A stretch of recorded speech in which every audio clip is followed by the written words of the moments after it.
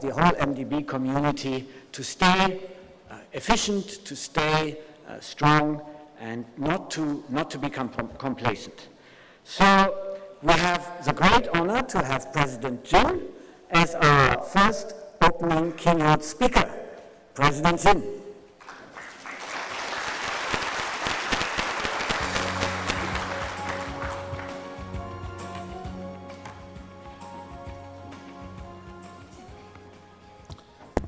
Thank you, Edgar. Ladies and gentlemen, distinguished guests, esteemed colleagues, good morning. It's truly my great pleasure to welcome you to our 10th annual meeting, and particularly this session. It's so important. The seminar, A Decade of Difference, How AIIB is Innovating MDB's Governance. I think this could not have come at a more meaningful time.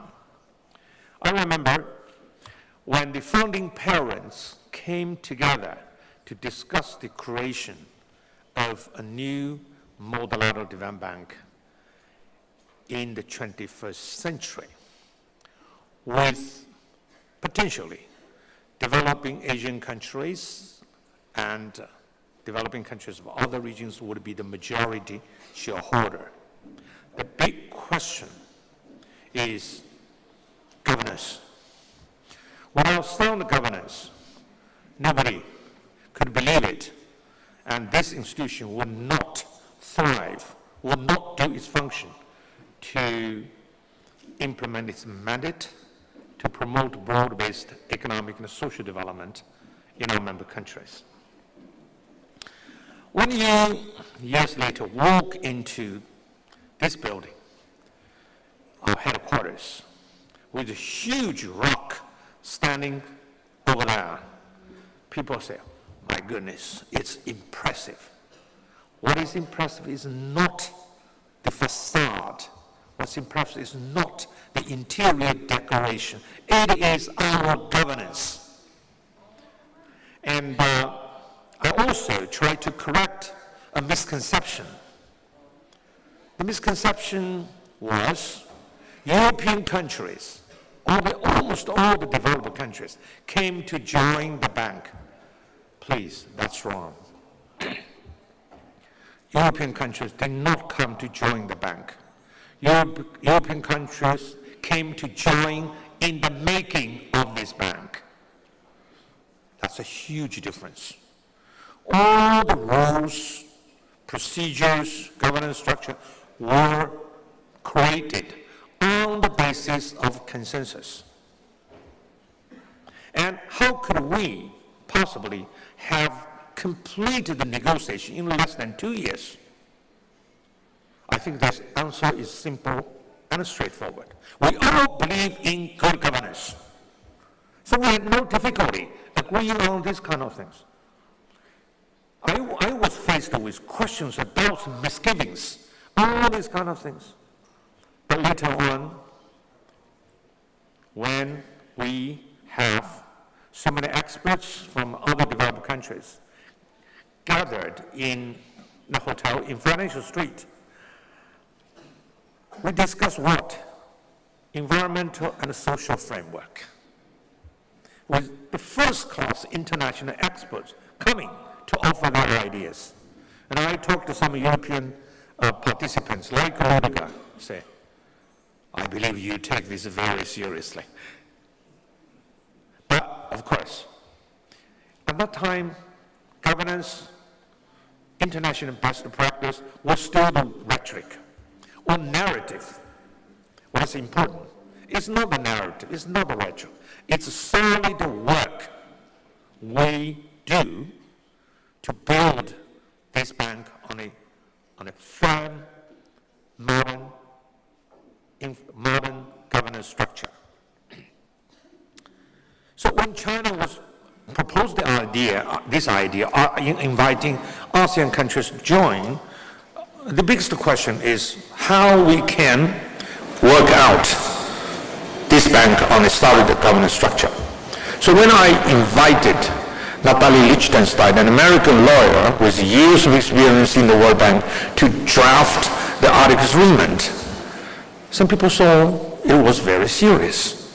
When some of our ASEAN negotiators asked me the question, Mr. Jin, why did you have an American to draft the Articles Agreement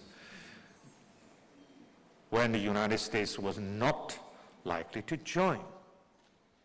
Don't you think we have lawyers to do the job? I said, yes, you do. But I'm having a lawyer with experience both for public sector, multilateral development banks, and she works as almost pro bono. So my experience, the doubts were there, questions were there, but they could be dissolved like the early morning vapor. When the sun shines, they are all gone. And the sunshine is what we all together do in this institution. Don't argue with them. Just do what you think you're the right thing to do. So we base our institution not on rhetoric, but on solid foundation. What do we do? Just like the huge rock in our lobby. From the very beginning, we have the basic principle. The bank should be lean, clean, and green. They were not isolated aspirations for our communication, but an interconnected architecture inscribed into our governance and implemented through our daily operations. Our model borrowed from the best of the MDBs peers, while also reflecting the 21st century. And if people ask me, who are you? And my answer is, I'm a bit of this, I'm a bit of that, I'm none of this. Just I am, I'm what I am.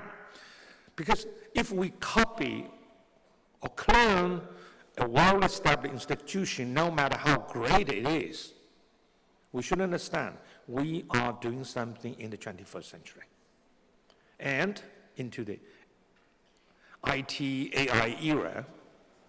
So we pick up all the pluses of all the established institutions and try to avoid some of the minuses. Those minuses, I often clarify, were not the fault of the management of those institutions, but those problems were created 80 years ago, half a century ago, in a different world and a different kind of technology. So it's very hard to change, but it's easy to create, in my view. So you see, this is a bank which remains the gene pool of MDBs, but it has its unique features. Unique is the word very much overused in today's world. But if I say AIIB is unique, this word, I think, fits into our institution nicely. We chose a lean model with a non-resident board of directors, empowered to provide strategic guidance by being freed from entanglement in daily operations. This was enshrined in our Articles Agreement and later detailed in an accountability framework that clearly defines the roles of board and management. Now I have to highlight, the board is important. The board represents the shareholders, and the board consists of talents from all these major economies. They give us guidance. We work under the guidance of the board. But what is important is the clear division of responsibility. The board approves policies, strategies, or major decisions. The management, our job, implement. So if we have such a clear division of responsibility, anything happens, the management, the president, in first instance, is held accountable. You have nobody else to blame. But if the board is a resident and executive, if the board approves everything, which is not the practice of any private sector company, now what happens? If there were serious problems, the manager will say, hey, it's not my problem, you approve it. And the board said, you give me the document, so we approve. Yes, we give you a lousy document, but still you approve. nobody is held accountable. But actually, when a project which went sour years later, how can you find the board members? Mostly are gone. Management mostly will be staying here. But so I think it's not simply to save the costs, indirect costs 20%. We can save that. But more importantly, you hold the president and the management accountable. There's no reason whatsoever for them to say, it's not my problem. It is your problem. No escaping. You know, I have worked with our colleagues to make the rules of procedures. You will find so many rules controls or contains the power of the president in this institution. I have the chief risk officer make the decisions whether the project could be done or not. I have no right to tell the chief risk officer, do this project. So we have a saying, no to no. What does that mean? I will not say no to the no of the chief risk officer. It's no to no. Yes, sometimes good projects will be rejected. But that's the cost. That's the cost, a little cost you have to pay for a well-governance institution. How about internal auditor? Internal auditor has the right to have any piece of information of any office, including the president's office. If anybody rejects, I would dismiss the manager summarily, be fired. Because there must be something dirty under the carpet. If you do not make it public, nobody could do it, including our office. Now, I don't want to list all of these kind of things. If you have a kind of governance structure which limits the power of number one, which makes decisions on the collective wisdom, I think you can rest assured this institution would be robust, will be free from major problems, will be free from scandals, corruptions. There might be some problems, but that's only. 即使有小问题，也只是技术问题而已。这一点非常重要。还有一个特别重要的特点就是，我行既有发展中国家，也有发达国家。发达国家反而是少数。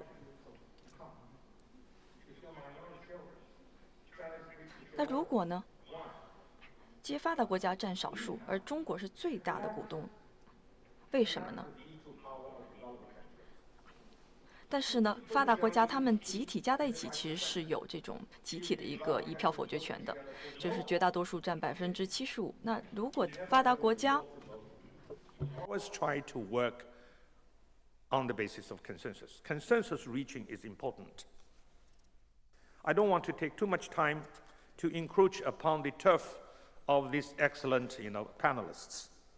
But if you allow me time, I can go on and on and on to tell you what are the details of governance. Please listen to the people over there, not me anymore. Thank you.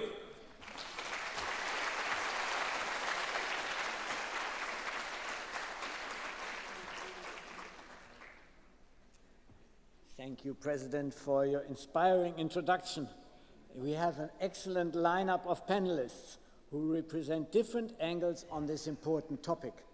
And this year, we have done this seminar 2 years before. This year, we also really would like to have a representation of the views of those who actually work with us. What's the implication of our governance for our clients? So let me start with Naoko Ishii. She is Special Presidential Envoy and Inaugural Director of the Center for Global Commons at the University of Tokyo. She is now a member of our International Advisory Panel and brings many perspectives from international organizations from her career with the Ministry of Finance of Japan, IMF, World Bank, and the UN. So, Naoko. I'd also like to invite Alberto Nino. He's the AIIB's General Counsel, responsible for the legal aspects of the bank, advising the Board of Governors and Board of Directors, and brings decades of experience with the World Bank. Then there is Bengü Aytekin. She's Deputy Director General for Foreign Economic Relations at Turkey's Ministry of Treasury and Finance. She has extensive experience with overseeing relations with G20, IMF, and MDBs. And you have been our esteemed member of the Board of Directors and Director from 22 to 24. And last but not least, our alternate governor, Dr. Kazim Niaz, currently Federal Secretary, Ministry of Economic Affairs in Pakistan, with almost 30 years of experience.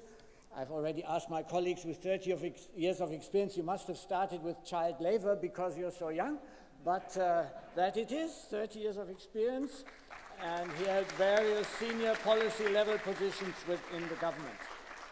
And myself, I'm the corporate secretary of AIIB. The President gave you a brilliant introduction on our bank's governance, and I'd just like to add a few elements, starting with the recollection. As you know, I was at the time of the founding of the bank chief negotiator and director general in the German Ministry of Finance, and we had the G7 presidency. And at the time, I can say this here in the seminar, because I mean, I think it's natural that this would happen. So we as countries discussed AIIB. What would we expect from AIIB? And we developed a kind of list of principles of good governance for AIIB for countries which were interested to join. And in the end, 5 of the G7 countries joined. And you know, then I started to be chief negotiator, and we found, as President said, we agreed in quite a short time because everybody wanted these same principles to be implemented. So I think that is in a way, the spirit. You know, everybody wants good governance, and we have now the time to discuss a bit more how AIIB has lived up to this expectation. President mentioned the consensual nature of our decision-making, also thanks to the 75% majority required for all important decisions. We have in our accountability framework a number of elements that we will get back to, which assure that the checks and balances within the institutions are right, and there are some innovative features there. But I'd like to stress just one more thing.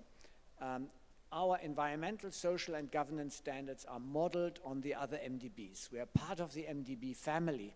We are part of the MDB roadmap.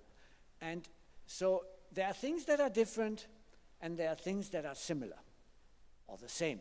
So I think this is what we try. We try to learn from our peers, you know, by having the same good practices, policies, and also trying out something new. So with this, let me start the panel discussion with you, Naoko. You have served in several international financial institutions and now have a very distinguished title. So the core mission shared among MDBs is to foster economic and social development and to deliver global public goods.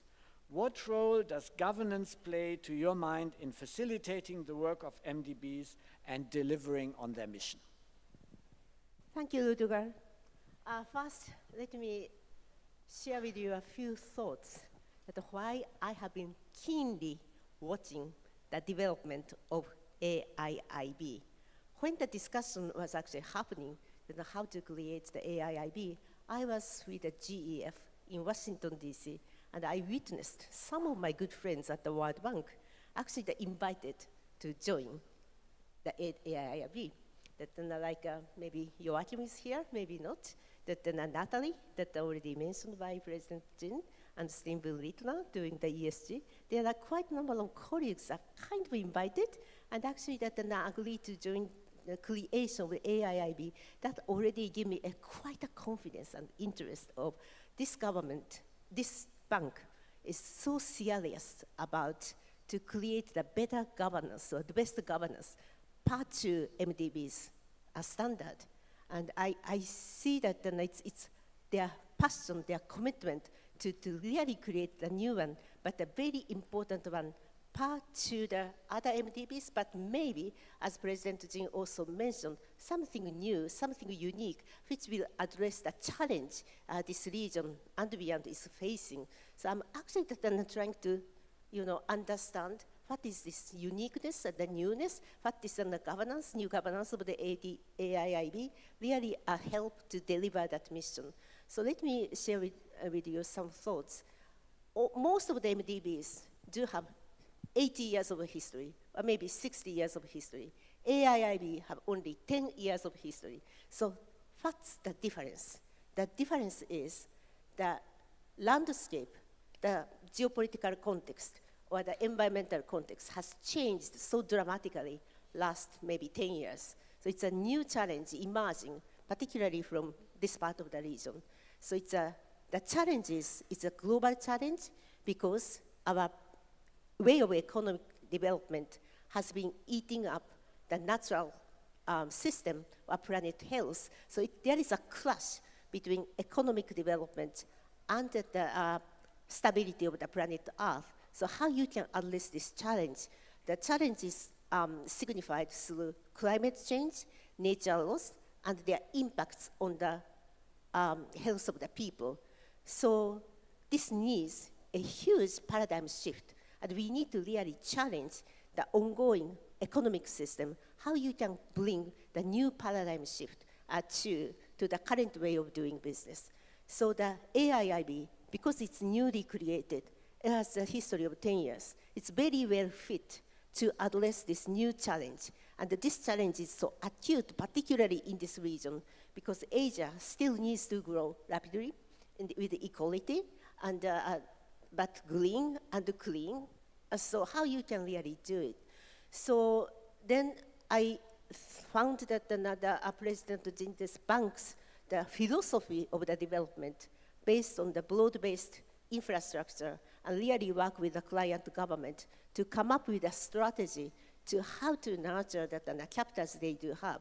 It's not only financial capital, but human capital, natural capital, and how AIIB can help create that kind of strategy together. I think that the AIIB's strength is partly its newness, because then they can learn from other MDBs, but also you don't have a baggage or a legacy of the burden of the existing way of doing business. You have quite a clean state, and you can come up with a new model, a new vision, and the strategy how to deliver it. So that is something I found that very refreshing that the AIIB, and this newness, and to address that's a newly emerging challenge to get out of this conventional way of doing business. That's something that the newly born MDB is highly expected. And I see this client focus that an approach really help to help government to come up with the better strategy to the development. That's the reason I found that the next AIIB's development, it's so innovative and so refreshing, and I would say other MDBs also could learn from what's going on from this AIIB. Thank you, Naoko, and let me turn to Alberto. Let's go a little bit more into the depths, because I mean, at the high level, one can always claim a lot of things: to be innovative, to be different, to learn. But I mean, you're a lawyer, and I think that makes you ideally placed. Give us maybe a little bit of a sense of what you think are the main innovative features of the bank, and what's the learning that it reflects. Thank you very much, Ludiger. Good morning, colleagues, and good morning, panelists. Such an honor to be here.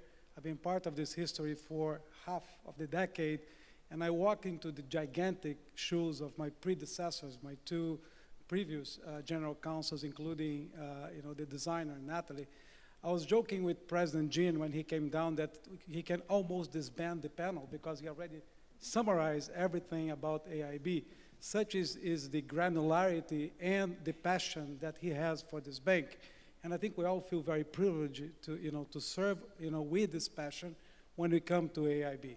Those that came from other organizations, we brought some learning, we brought things that we like it, and we brought things that we wanted to do differently. To go a little bit into the details of what Ludiger mentioned, I think to reconcile the challenge between having a standing organization, an organization that could stand the test of time, be treaty-based, that's what links projects and countries together, have high standards, that's all called governance. But then there is the implementation of governance, because there was a feeling amongst members of the countries, member countries and those beneficiaries of projects, that we could do things different, that we could do things agile.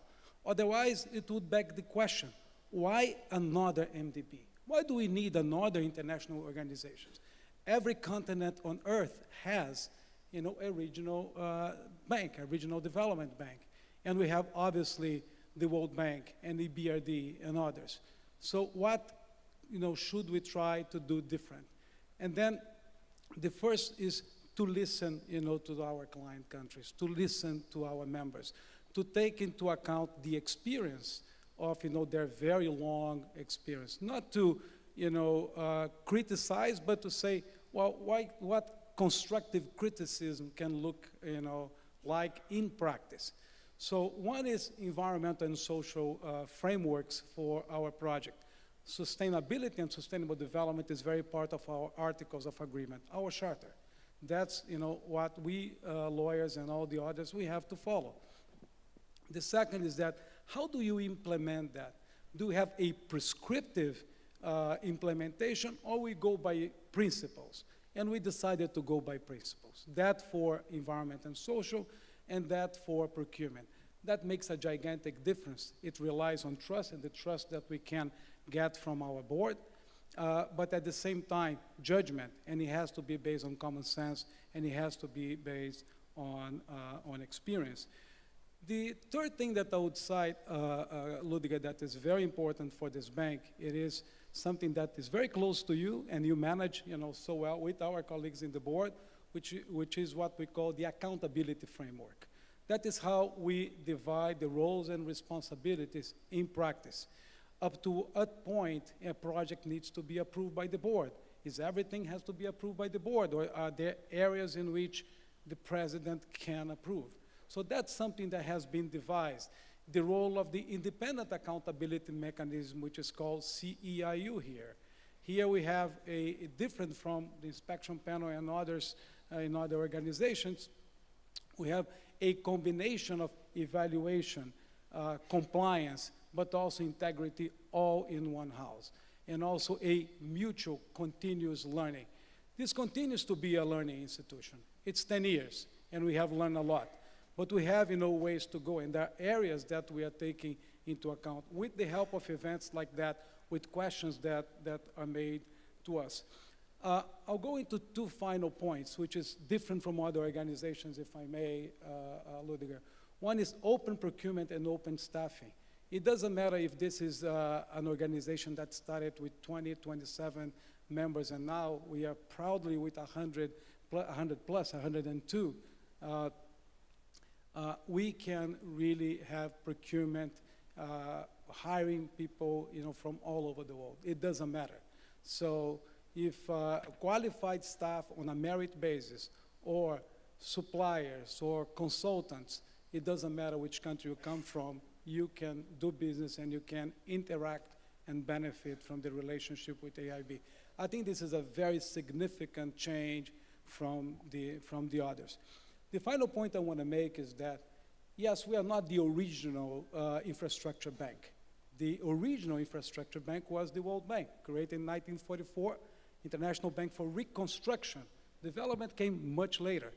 And the reconstruction that the World Bank provided that time and provides today, and the reconstruction and the construction that we want to provide today is far different, because we learn from the experience from the others.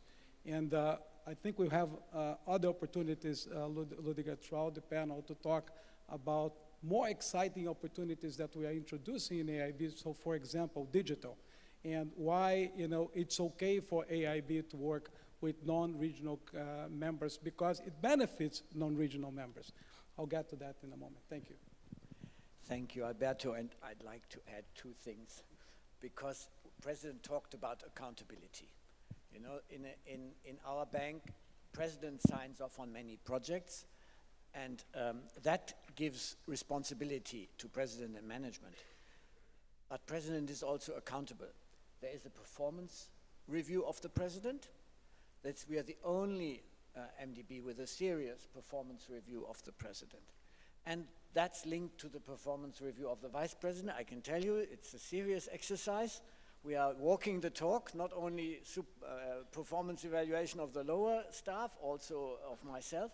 And the board approves the Vice Presidents. The President proposes, but does not just impose the Vice Presidents. The board approves the Vice President. The board approves changes in terms of reference, approves extensions. And we have a consensual model. So this is a real hurdle. So if I don't do my job, head off. And I think that is the right approach. We want to be closer to the commercial world, and so we cannot have our cake and eat it. We have to be consequential, and I think these are two features which kind of complement what Alberto stressed. Now let me turn to our directors, because President also stressed, accountability towards our owners, our shareholders. And we have two panel members from the same constituency, and I think this is really fortunate, because you are kind of passing the baton back and forth in your constituency. We also have the current director here, Yahya, and the former director, both from Pakistan, and many other directors in the room. And we have the alternate governor on the panel. So I think this is another feature of this bank, client-oriented. But you both, our clients and our owners. So I think your perspectives are particularly important. And Bengu, you have been a long-term witness to AIIB's governance and seen AIIB in action, as Turkey is a major borrower, both private and public. In your experience, why is good MDB governance important? And is AIIB delivering on this, both from the client and member perspective? Yeah, thank you. Thank you, Ludger.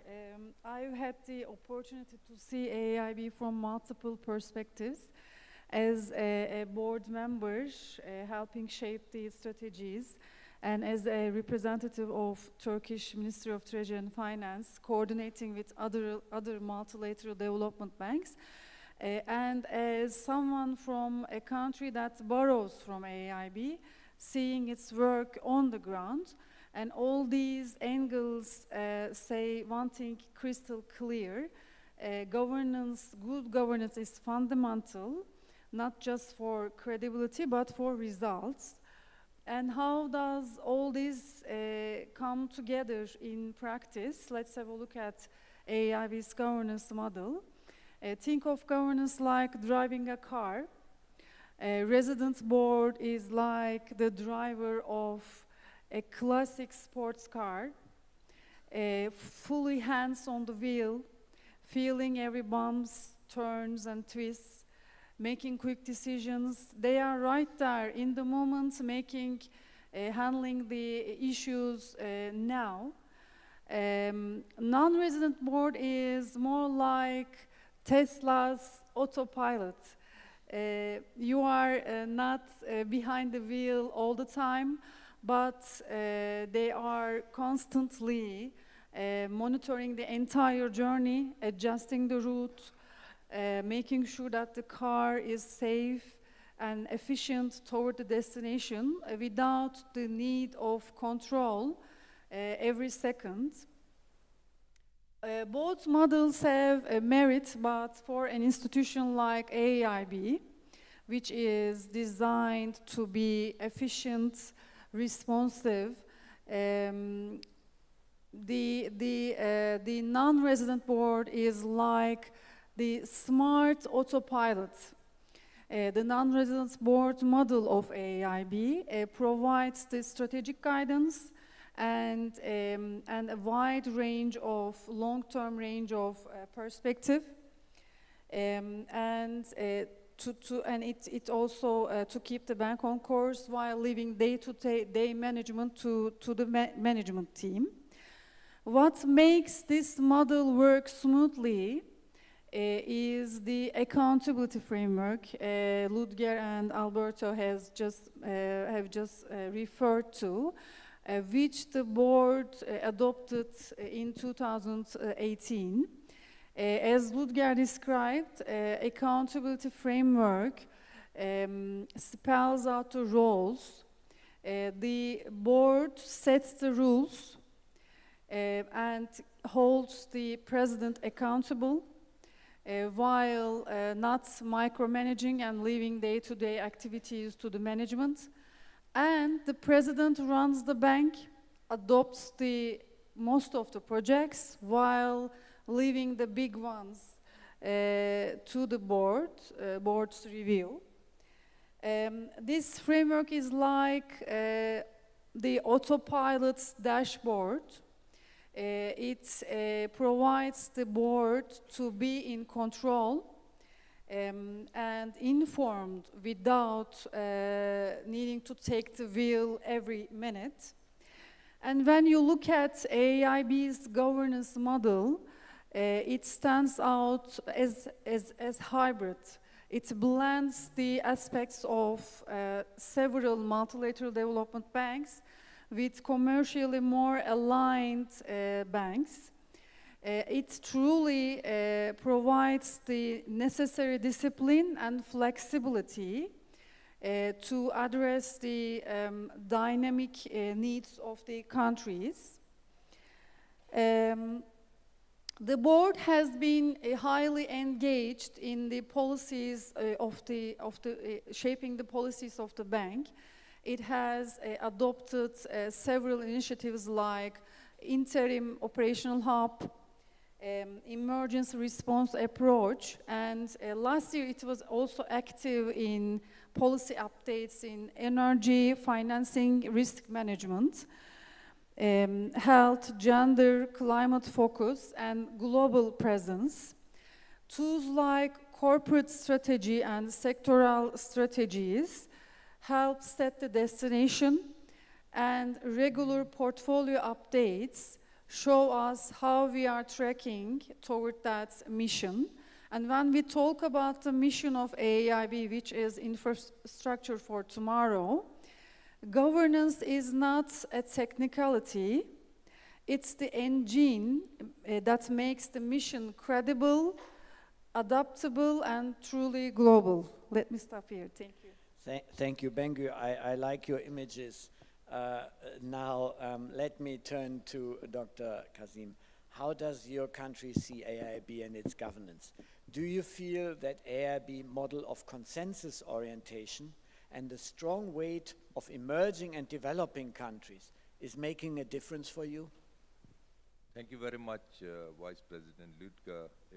First of all, let me acknowledge that it is indeed a pleasure and an honor to be sharing with this esteemed panel on a very important issue. Pakistan, well, I would be providing not really a client perspective, but a partner's perspective, because that is what we consider ourselves to be, partners in this development process with AIIB.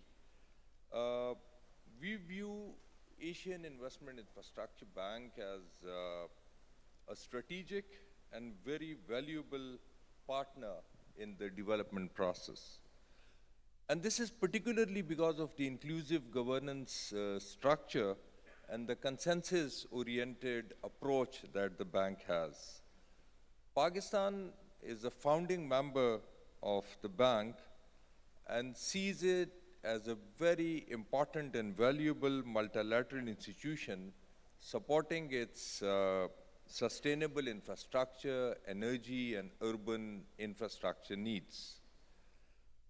In just about a decade, AIIB has not only established itself as a credible development financier, but it has also carved out a very unique identity as a lean, clean, and green bank. As a middle-income country, Pakistan has vast needs in terms of its infrastructure deficit, energy deficit, in terms of its digital requirements. And it is this needs-driven approach and collaborative approach which makes it distinct, to work with AIIB. It is particularly important because it provides a fast, flexible, and non-traditional financing to Pakistan, and that is why I would refer back to my initial statement that we don't consider AIIB a financier, but as a partner in the development process of the country. From clean energy to addressing the infrastructure, road infrastructure needs, to urban infrastructure, we work together. And AIIB has worked both in a co-financing manner where it works with other development partners, and that has made it very well embedded into the multilateral ecosystem. Yet at the same time, it works on a standalone basis also, and that provides it an opportunity, to bring its innovation and flexibility approach, into action. But let me acknowledge the most important bit of it. Pakistan suffered the worst climate calamity ever in its history in 2022. And that was the time, when AIIB, along, of course, with other multilateral banks, Asian Development Bank is sitting here, the World Bank, but AIIB also came forward, and helped us in a big way through its policy financing instruments. And that really made a difference.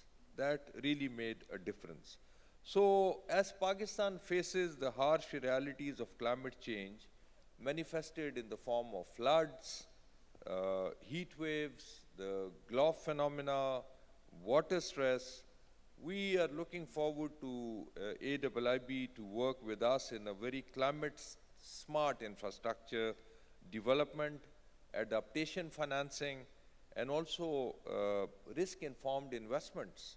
So we also see a great promise in AIIB's work on digital infrastructure and smart cities. Hopefully, we'll be working with AIIB in future on some of these aspects.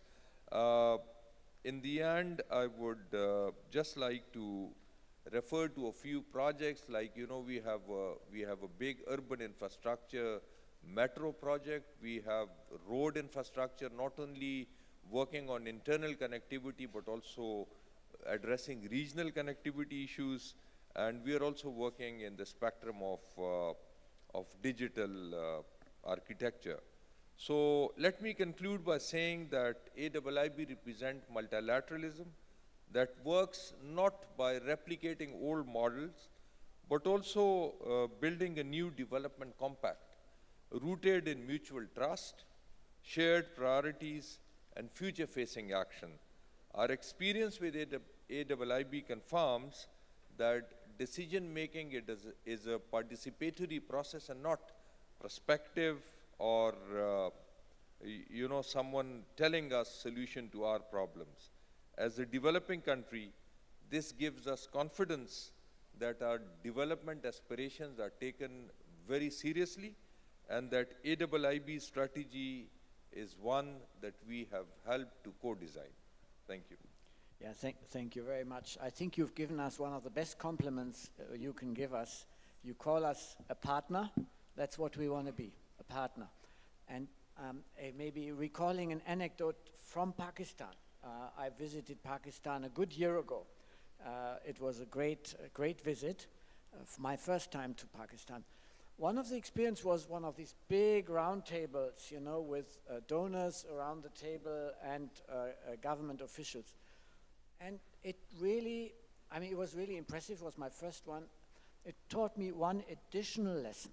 And I think it is worthwhile repeating this here because it's closely linked to governance. As a donor, you're always a bit in the position of inequality. And it's a big temptation to be arrogant and condescending. And that meeting was not completely free of that. So I think for us, this is therefore, being called a partner is a real compliment. It's a real compliment. And I think we also don't see ourselves as donors. We are a bank. We want to promote infrastructure development through being a bank and your partner. And not being arrogant. And I think this is a lesson for all our colleagues here, be it the corporate secretariat in the membership engagement or the project people. Please never let us take this attitude. And I think our governance is geared to reducing that risk. Also, not having large country offices will help in this regard. But I think it's an additional lesson. And this brings me to go looking forward. Because, I mean, we've been praising ourselves quite a bit here. And I think it's appropriate for the 10th anniversary of a bank not to kind of start in second ashes. But also, I think going forward, and this is maybe the second round, can be the topic of the second round, what are our challenges going forward? So maybe starting with Naoko, what are the opportunities and challenges for MDBs in general, and how, and their governance going forward? Right. As of today, there are a lot of discussion among MDBs and bilateral development institutions on sustainable finance. And I think one good thing is that the kind of consensus emerged from that conversation that we need a country platform.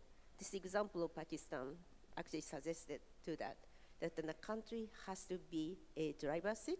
I think we are saying the same thing for 20 years, but I think that it's coming very true these days. So how to let really the government lead those coordination conversations surrounding along that their development strategy, and there that each of the MDBs and bilateral aid agencies really to be a partner of the government and identify the what's best the strategy they can offer. And just one thing which may be a little diverse from the conversation is that I was actually the chair of the GEF. It's a non-resident board. That I have 163 member countries, the 32 chairs, but then we only meet twice a year. So it's a kind of non-resident board. I was also the director of the World Bank. It's a resident board. But do I really change the way I see the clients? Actually, I don't really see that huge difference. The accountability is important, agility is important, so I have a lot of merit or advantage of having this non-resident board with strong accountability that really give us AIIB is the advantage of lean, but lean institution. But at the same time, if we were so committed to really serve the clients, that what's the difference between non-resident and resident board? It's more like our relationship, the bank relationship with each of the clients, how close you are working together. That's my honest reflection from experiencing two international institutions, one non-resident, one resident, and I do have much more deep memory on the GF time, how we engage with each of the client countries. That, because it really, it's entirely possible for the bank to feel that the country is so close anyway, anyhow, if we are both sides are so committed. But just one thing about the challenge you mentioned. The challenge coming from this nexus of climate and nature loss and health impacts. It really needs a new economic model. So the challenge I think that the MDBs, including AIIB, is facing is that how quickly we can identify the new paradigm, and but not just the blah blah, but through the practical investment program. From that point of view, I see the quite good results coming from AIIB these days. The one is this after COVID, this social health infrastructure. So it's not the hard infrastructure, but you broaden this definition of the infrastructure, including the human capital. And then another very good example is actually the policy lending, that because it's also kind of helping the government to come up with a better strategy, and there should be a trust between two, so that the policy-based lending is another very good example. But the last one is actually that recently announced that published this 2025 Asia health infrastructure.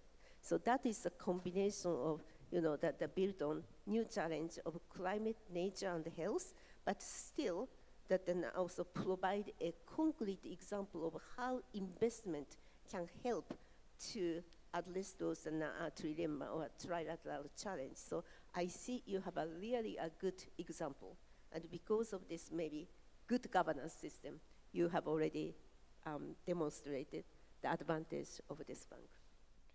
Thank you, Naoko. I think you're stressing that a non-resident board versus a resident board is that we make this model work is very important. That the shareholders feel comfortable with the non-resident board, and Bengu has spoken in favor, but we see internally the challenges around this, that the resources are very different across countries, that some constituencies are very not divided, many countries, and to coordinate is difficult. So we'll have a challenge around this, but I think we see it as a challenge to make the model work because of the advantages to mention. And governance is linked to how an institution evolves. A good evolution of an institution is a sign of good governance. This could have come from what you were saying, Naoko, could have come from President Jin. That's what he always says. The institutions cannot stand still. A governance that makes an institution stand still is not a good governance. Let me change the order a little bit now, Dr. Kazim. To make further progress with development, and also maybe in light of what Naoko was saying, what advice would you give to MDBs and developing and emerging countries in general, but also AIIB, to cooperate effectively to make our model work? Well, thank you very much. I think it is indeed an extremely important point to ponder upon. So we live in a world with serious challenges, ranging from debt distress to the vagaries of climate, from digital divide to infrastructure gaps. And these challenges are, too difficult for any single entity to grapple with, So that is the reason why, despite the differences in geography, in income, in size, the emerging and developing countries, they share a common imperative, which is to deliver on the development promise and lead to a development process that is inclusive, resilient, and just. And for that, one of the things is that the developing countries need to work together to have a voice. The voice at the boards of the multilateral banks, a voice, where they can reflect upon their requirements and what they need from the NDBs, and they need to gear up, for the challenge. Together, as the President very rightly said in the opening statements, they can have a veto, but divided, they will remain unheard. So I think one of the most important things for the South and for the developing countries is to develop a common understanding on issues and come up with a response, where they can utilize the available instruments from the various multilateral development institutions to better use and to better advantage. The second thing, I guess, is where the developing countries need to work at their end. When someone comes to me and tells me that the first year of project implementation actually is the last year of project preparation, it doesn't really help, So there is, on the one hand, we are asking for paucity of development resources, and then on the other end, in the developing countries, there are huge locked up resources, and we need to work on improving our implementation processes, implementation capacities, and that is where the role of MDBs is also extremely important, because they need to work with the development partners, with their client countries, as you said, and improve the capacities, so that there is a net positive influence to these countries. So I think that is one thing on which the developing countries can work together with each other, and also with the multilateral institutions to work on their implementation capacities And that also leads to another important question, you know, the projects ultimately are to achieve outcomes and development objectives. So the projects need to be very outcome oriented and you know, again, the developing countries, they are in a debt distress situation, they are contracting loans, so they should be very worried about achieving the outcomes of the projects, implementing those within their given time frames, trying their best to avoid the time and cost overruns on their projects, you know, and paying commitment charges on undisbursed amounts. So that is something on which perhaps we have to work at our end. And then finally, we have to use these multilateral institutions as knowledge banks also. It is not just a question of, you know, where we can get financing for our development projects. Perhaps there can be so many other ways of getting financing, but the kind of knowledge transfer and this partnership, this very rich partnership in the development process is extremely, extremely important. So perhaps there is a need to work with the MDBs and finance co-produce diagnostics, policy innovation, and peer learning. And you know, those are the things where we have again to work on our side. The emerging and developing economies should endeavor to use MDBs as platforms to mobilize not only capital, but also collaboration. These can be used to de-risk the private sector investments. We can also use it to leverage philanthropy, facilitate regional projects, and ranging from perhaps energy corridors to digital highways. And that is how I see, you know, the developing countries working together, and then through that platform working, you know, with the multilateral banks to make this collaboration very effective, efficient, and also for mutual benefit. Thank you, Dr. Kazim. I think what you're stressing on the side of delivering for the country, I think this is really super important. And here, I mean, one feature of our bank is that we have the sovereign and the non-sovereign under one roof. And now we have also the policy-based lending under one roof. And to have an integrated approach where, so to speak, we can work with the same country on the policy side and kind of then see, okay, what are the needs on the non-sovereign side, so that the knowledge is in the bank and shared with you and exchanged with you, so that we have kind of a good integrated, holistic approach with the country. I think this, Pakistan, Turkey, both your countries will be, I see as good examples of that, where we will try to make that happen, and where our governance, I think, will help us. And I think this brings me to you, Bengu. I mean, what do you see as future challenges for MDBs and AIIB? How should we continue to improve? Yeah, thank you. We often talk about governance as structure, principles, rules. Yes, that's true, but it's more than that. It's about mindset. It's about being honest with ourselves on what's working and what's not. And good governance is not a destination, it's a process, one that constantly adapts to change. AIIB recently reviewed and updated its corporate strategy, and this exercise provided the exact opportunity to see what's working and what's not at the bank. Let me emphasize what we've learned. First, on sovereign projects, we need to be more implementation ready. Taking projects from approval to disbursements is still taking longer. And second, private capital mobilization, private sector financing. Private capital is very important for the regional needs, but ambition alone will not get us there.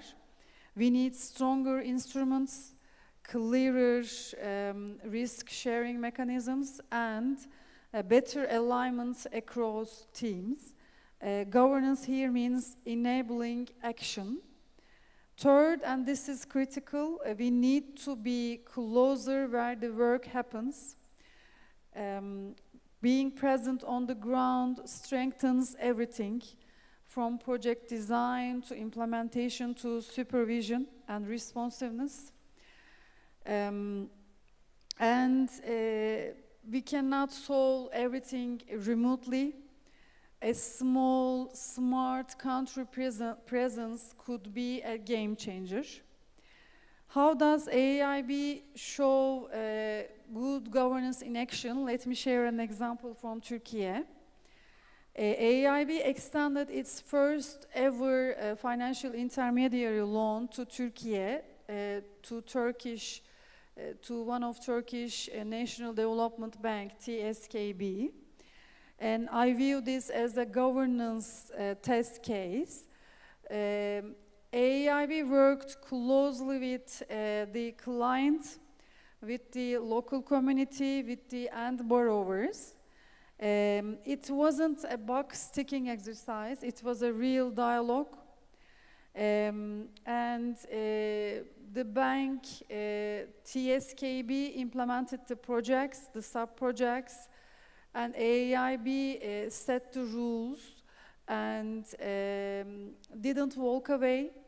It has also conducted several supervision missions. The results, it paid off. The facility financed 8 sub-projects with a total of nearly 500 megawatts of renewable capacity. The operation was fully dispersed and implemented on time and compliant with safeguards. To me, this is good governance in action, not just policy on paper, but real systems and relationships and results. We need to keep governance practical and focus on delivery. Let me stop here. Thank you very much. Thanks, Bengu. I think that you have told us rightly, governance is a process, it's not static. We need to listen and learn.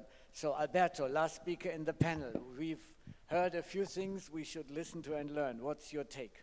This is a very big responsibility after what I heard, especially after the autopilot way of, going that.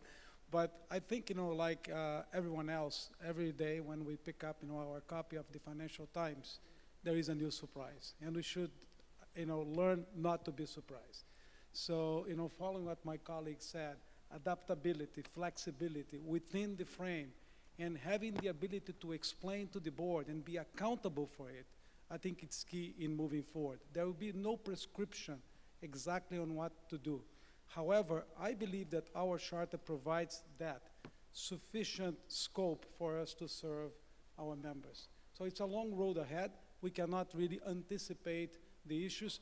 Even the new issues that we have, we cannot forget about the old issues. So climate change continues to be, the challenge of our times. Gender inclusion continues to be the challenge of our times. That all permeates, governance. I believe AIIB is on the right track to deliver that. However, we need to continue to focus on doing that with agility, with responsibility, and very close to our partners. Thank you. Thank you, Alberto. And another feature of the AIIB is that we are usually on time, and we have 10 minutes left. That's also rare in many panel situations. So this gives us one round of questions, I would suggest. So who would like to ask a question? Yes, I see Dr. Gu Bin, Associate Professor of International Law of Beijing Foreign Studies University, if I quote you your credentials correctly. Sure. You go first. Thank you very much, VP Ludger. Thank you for the panelists' wonderful remarks alongside President Jin's inspiring introduction. I'm an academic specializing in AIIB law and governance for the past decade. From my observation, I identify the hallmark of the AIIB as heritage and innovation. Let me elaborate a little bit. So in terms of heritage, AIIB's accountability framework, as many of you have talked about, accountability holds is very robust, holds the management and staff accountable for any misbehavior. AIIB's environmental social framework, as President Jin has referred to, is the first class and is comparable to that of the World Bank. And nobody of you has mentioned about the sanctions regime. At the very beginning of the AIIB's operation, AIIB sanction regime has debarred like 1,000 firms and individuals, demonstrating strong commitment to zero tolerance for corruption. But meanwhile, AIIB is not a clone of the World Bank or other Britain institutions. It has its own features and innovations. For example, its oversight mechanism demonstrates a kind of Oriental, in my academic term, Oriental style advisory engagement rather than adversary checks. Delineate the relationship between the management and the board. And particularly, it's a sustainable framework, contributes to the green, social, and sustainable bond market, and supports the international United Nations SDGs. So that's my small remark, small comments, and also as a law academic, I naturally have a small question posed to our General Counsel Alberto. So AIIB's project profile has seen significant transformation over the past decade. At the beginning, its project focused on the hard infrastructure, as the World Bank did in its early years. But gradually, AIIB's started doing more and more social and health infrastructure, particularly during the COVID period. Last year, I noticed the AIIB introduced the kind of more sensitive or controversial policy-based loan programs. So there is kind of an evolution in project landscape. So how do you, as General Counsel, how do you assess the legality of such evolution under the Articles Agreement? Thank you. Thank you very much. Any other questions in the audience? Yes, I see two of the lady here in the second or third row, I think third row, and then the gentleman in the fourth row. So if you could pass the microphone to the lady in the third row, and then the gentleman in the fourth row. Thank you so much for your wonderful panel discussion.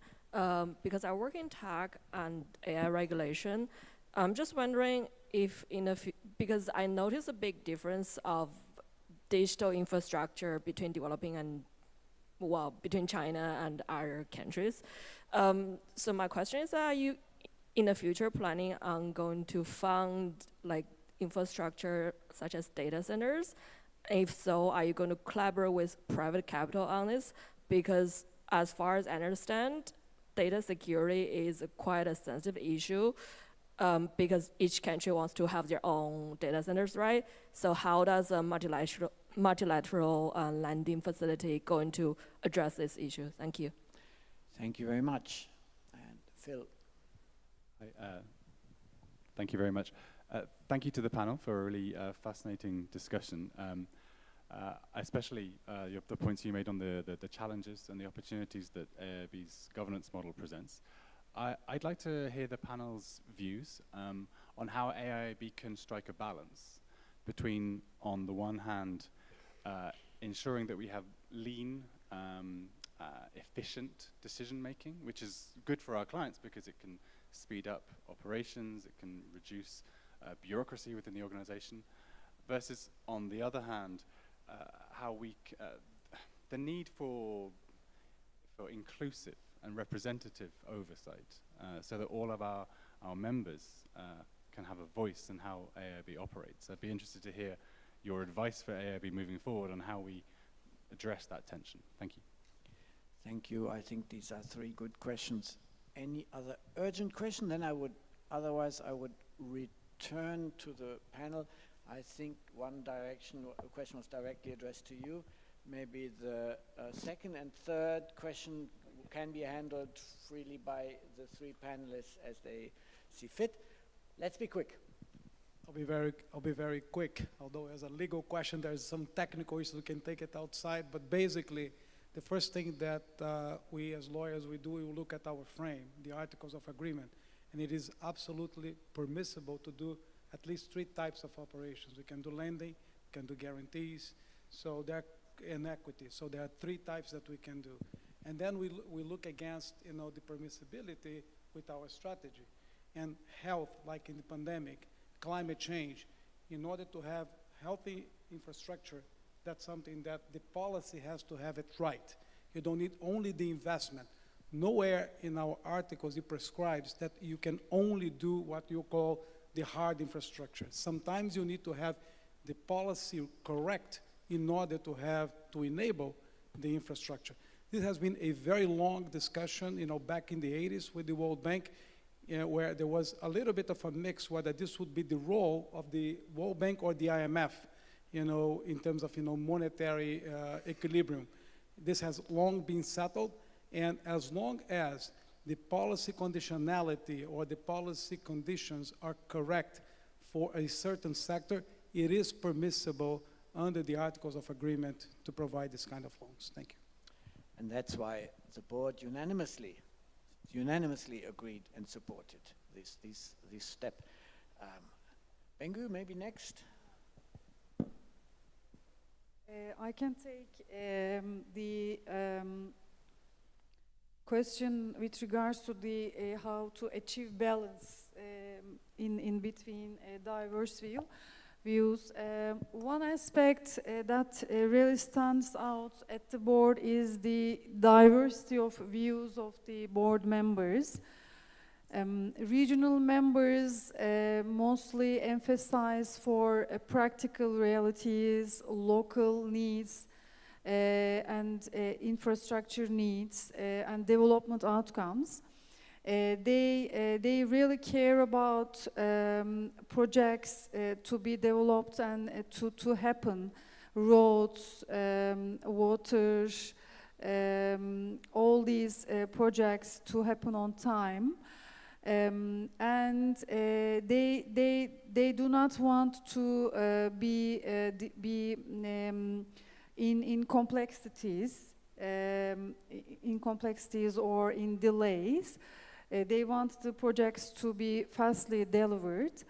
Non-regional members tend to advocate for environmental and social sustainability, standards around transparency, inclusiveness, and gender and greener projects.